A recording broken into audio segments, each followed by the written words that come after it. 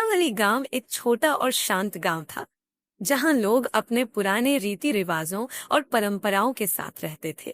गांव की सबसे पुरानी कहानी थी चंदावली की चुड़ैल की, जो सुनने में ही रूह को कंपा देती थी।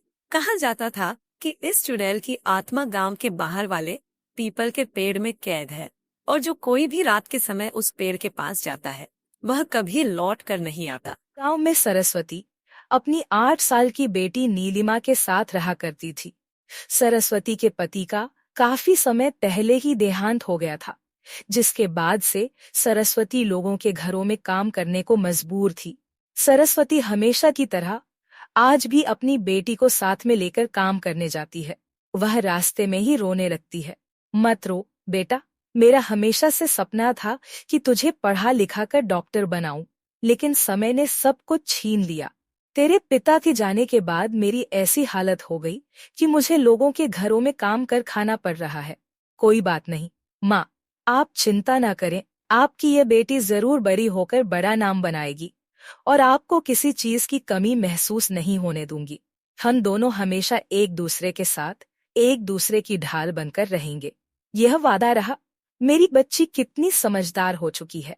तू सरस्वती हर रोज सुबह अपनी बेटी के साथ मंदिर में जाकर बैठ जाती और पूजा पाठ करने लगती।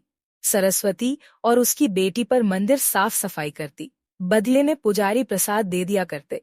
ऐसे ही कुछ महीने बीत जाते हैं, लेकिन एक रोज सरस्वती अपनी बेटी के साथ मंदिर के किनारे बैठी होती है और नीलिमा खेल रही होती है। बेटा नीलिमा, कितनी बार कहा है, सड़क पर प्रसाद मत फेंको, कोई गाड़ी आएगी और कुचल देगी। मैंने उधर जानबूझकर नहीं फेंका, वह खुद चली गई है। माँ रुको, मैं अभी लेकर आती हूँ। नहीं नीलिमा, मैं तुझे दूसरी बॉल दिला दूंगी। मत जा, सामने से गाड़ी आ रही है। नीलिमा, मैं कहती रुक जा। इतना कहकर जैसे ही सरस्वती अपनी बेटी को बचाने के लिए आगे बढ़ती है, दोनों माँ बेटी एक ही गाड़ी के नीचे आ जाते हैं और उसी वक्त दोनों की मौत हो जाती है।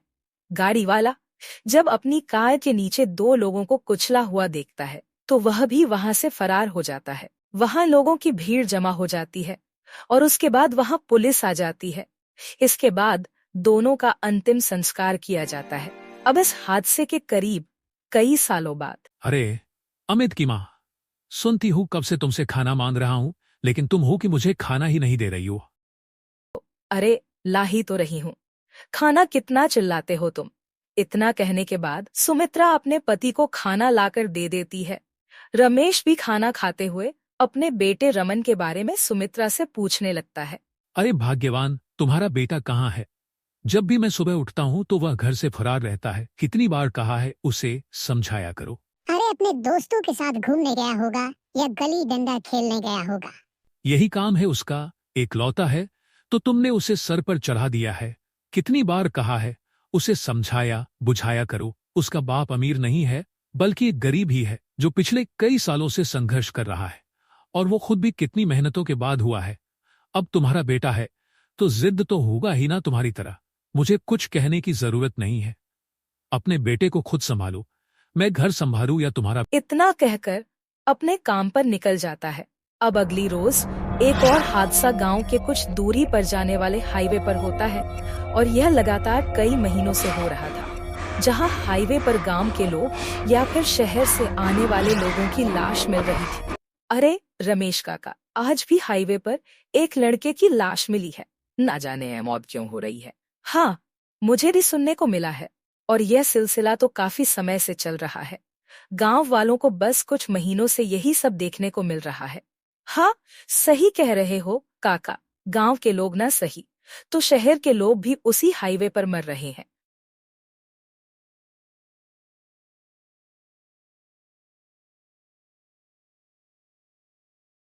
ना जाने कौन मारकर फेंक जाता है। यह कोई भूत प्रेत चुड़ैल का साया है। उस हाईवे पर एकदम पते की बात कही है काकी आपने।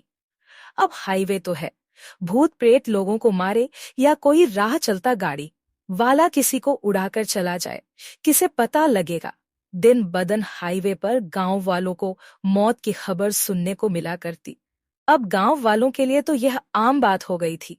और गांव वाले इन सब बातों में इतनी दिलचस्पी भी नहीं ले रहे थे। वहीं एक रोज देर शाम तक जब रमन घर नहीं आता तो सुमित्रा काकी ज्यादा परेशान हो जाती है। तभी रमेश काम से लौटता है और अपनी क्या बात है भाग्यवान, आज तुम मेरा इंतजार कर रही हो, वो भी इतना परेशान चेहरा लेकर। सब ठीक तो है ना? जी बिल्कुल भी नहीं। सुबह से रमन घर नहीं आया है, ना ही उसका फोन लग रहा है। मुझे तो समझ नहीं आ रहा वो कहाँ चला गया। उसके दोस्तों से भी पूछा ही, पूरा गांव ढूंढा, ये लेकिन वो कहीं नहीं है। यह क्या कह रही हो तुम? अरे यह लड़का भी ना जाने कहाँ चला गया है। रमेश जैसे ही रमन को ढूंढने जा ही रहा होता है, तभी सामने से गांव वाले रमन को कंधे पर लादे लेकर आते हैं और उसे नीचे रख देते हैं। रमन अब इस दुनिया में नहीं रहा था। दरअसल उसकी ये क्या हो गया? ये क्या हो गया मेरे बेटे के साथ? ये सब किसने किया? हे भगवान, मैं तो लुट गई, बर्बाद हो गई। गोपाल ये बोलता क्यों नहीं? किसने किया मेरे बेटे के साथ ये सब, और कहाँ से उठा कर लाया है? तू इसे इस हाल में ये बोलता क्यों नहीं? रमन बेटा, अपने पिता से बात तो कर। हिम्मत रखिए रमेश काका, इसे हम हाईवे से उठाकर लाए हैं।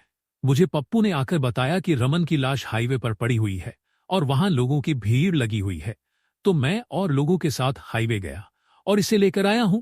रमेश और सुमित्रा दोनों अपने इकलौते बेटे के जाने के बाद टूट जाते हैं। सुमित्रा काफी बीमार रहने लगती है और रमेश अब अपने बेटे की मौत की छानबीन करने लगता है कि आखिर उसे किसने मारा। इस बात को करीब करीब महीने बीत जाते हैं और एक रोज रमेश हाईवे पर पहुंचता है।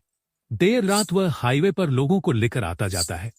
तभी उसे दूर एक छोटी सी बच्ची और एक औरत घूमते हुए नजर आते हैं। रमेश इधर उधर देखने लगता है और जब वह उस औरत की तरफ देखता है तो वहां उसे कोई नजर नहीं आता। उसे एहसास हो जाता है कि यहाँ कुछ तो गड़बड़ है। अब वो तांत्रिक का सहारा लेता है। तांत्रिक बाबा, बहुत परेशानी में हूं। मैं अपने इकलौते बेटे को खो दिया है और कुछ दिनों से जब मैं हाईवे पर जा रहा हूं तो मुझे वहां अजीब अजीब बुरी शक्ति दिख रही है। मुझे ऐसा लग रहा है हो ना हो यह किसी बुरी शक्ति का ही काम हो सकता है।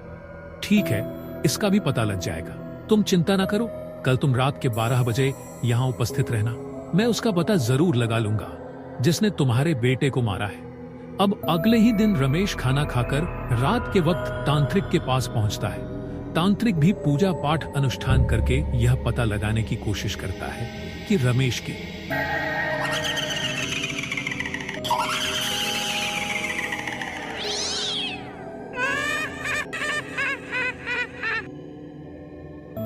तांत्रिक यह पता लगाने की कोशिश करता है कि रमेश के बेटे रमन की मौत कैसे हुई। कुछ देर में उसे पता चल जाता है कि अमन को एक बुरी शक्ति ने मारा है और वह उस बुरी शक्ति को अब अपने पास बुलाने लगता है। कुछ देर बाद एक बुरी शक्ति वहां प्रकट होती है जो अपनी बेटी के साथ थी। रमेश उस चुड़ैल और उसकी बेटी को देखकर हैरान रह जाता है। क्यों बारा, यह तो खुद इसे क्यों नहीं पूछ लेते? जरा इसे देखकर तुझे नहीं लगता ये कुछ ज्यादा ही परेशान हो गया है? मुझे देखकर कुछ सालों पहले हाईवे पर मेरी गाड़ी के सामने एक औरत और एक बच्ची अचानक सामने आ गए थे, जिसके बाद मैंने जब तक ब्रेक लगाया वो दोनों मेरी कार से कुछ ले जा चुके थे। हम इसका मतलब कि तुम्हारे हाथों घोर पाप हुआ है जिसका अंजाम तुम अपने बेटे को खोकर भुगत रहे हो। उस दिन मैं अपने दोस्तों के घर से लौट रहा था। मैंने काफी नशा कर रखा था, मुझे ठीक से कुछ दिखाई भी नहीं दे रहा था और मेरे दोस्तों ने मना भी किया कि मैं गाड़ी न चलाऊं। फिर भी तू गाड़ी चलाकर बिना किसी की जान की परवाह किए अपनी गाड़ी लेकर बाहर निकल चुका था। हाँ, जब मैं गाड़ी चला रहा था तो मुझे ढंग से कुछ नजर भी नहीं आ रहा था। मैं अपनी गलती कबूल कर लेता तो, लेकिन तुम्हें इसके लिए माफी तो मांगनी चाहिए थी। तुमने माफी क्यों नहीं मांगी? मुझे क्या पता था इतने सालों बाद ये सारी चीजें लौट कर आएंगी। भगवान, मुझसे गलती हुई तो थी, लेकिन मेरे बेटे को छीनकर मुझे इतना बड़ा दुख देने की क्या जरूरत थी? तो तुम्हें आज अपने बच्चे को खोने का दर्द पता चल रहा है। इस तरह मुझे भी अपने बच्चे को खोने का दर्द उस वक्त हुआ जब तेज रफ्तार गाड़ी उसकी तरफ बढ़ रही थी और मैंने जब उसे बचाना चाहा तो तुमने मुझे भी कुचल दिया। कुछ दिनों पहले वो वही कार लेकर घूम रहा था। जब मैंने उसका पीछा किया तो मुझे तुम्हारे बारे में पता चला और अक्सर ही वह मुझे हाईवे पर नजर आ गया और एक रोज मैं तुम्हारा बेटा मुझे हाईवे पर नजर आया। मैंने उसे पकड़कर उसी वक्त मैंने उसे मार डाला और मेरा सालों पुराना बदला पूरा हुआ। रमेश को अब अपने किए का पछतावा आज हो रहा था। उसकी इतनी गलती थी कि वह नशे की हालत में गाड़ी चला रहा था। और सामने सरस्वती और उसकी बेटी आ गए थे।